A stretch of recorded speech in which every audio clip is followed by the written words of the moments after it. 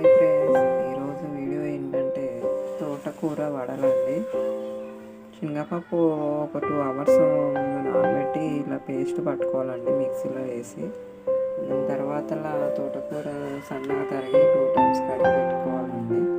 తర్వాత కొద్దిగా ఉల్లిగడ్డ, కొద్దిగా పచ్చిమిరపకాయలు ఇవన్నీ వేసుకొని రెడీ చేసి పెట్టుకోవాలండి. ఇవన్నీ ఇట్లా పప్పులో వేసేసేయాలి. టేస్ట్ కోసం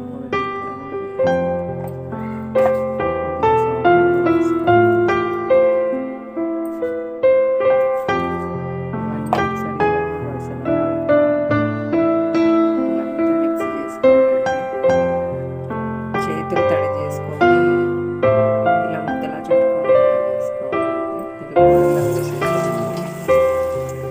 వేసుకోవాలండి.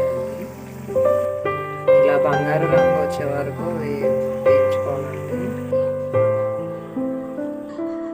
అదేవిధంగా రెండో వాయి కూడా వేసేసుకోవాలి.